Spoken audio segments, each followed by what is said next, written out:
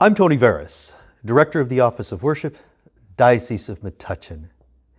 I'm so glad you've joined me for the next few minutes. This week I've been getting lots of calls in my office about the upcoming Christmas celebrations, particularly in light of the pandemic restrictions. And as I was reflecting on all of these conversations, some experiences from my childhood came to mind that helped me to direct how I might approach the next few months. And by sharing those experiences, I'm hoping that it might help you in how you might approach the next few months. When I was a young child, my parents bought me a bike. It was one of those small child bikes. Today we might call it a vintage bike.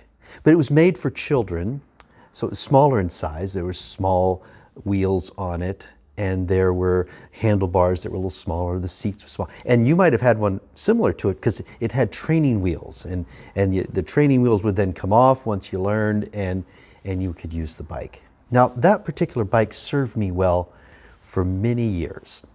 But as I grew in maturity and physically, the bike stopped working for me. It really wasn't working the way it could. It was a little too small for me. Sometimes I'd pedal and my knees would hit the handlebars. It just was small for me.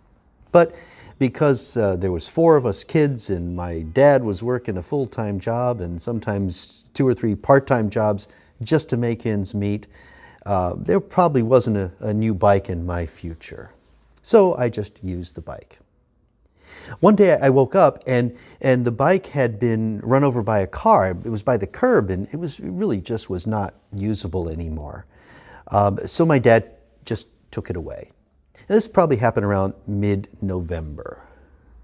My mom and dad hinted that Christmas was coming up and there was probably going to be a new bike in my future. And as children do, they get really excited about Christmas. So I too was excited because I was going to get my Christmas bike.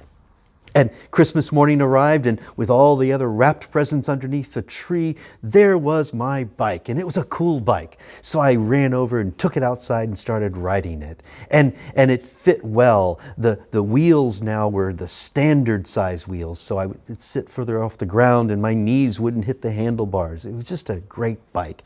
And it was a cool bike too. It had black paint with silver speckles on it. And the coolest part were there these little plastic things that went in the spokes of the wheels, and when you rode the bike and the tires turned, it made sort of like a motorcycle sound. So not only was it physically good for me, it was a cool bike. So I got to be one of the cool kids on the block.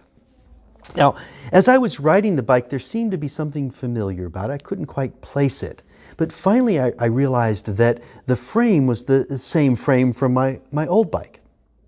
Come to find out, what had happened is my parents had renewed that particular bicycle. They'd taken the frame and put standard tires and just made it fit me better for my physical size. And they also refurbished it and renewed it in such a way that it also looked cool. So it now worked well for me. It served me well for where I was.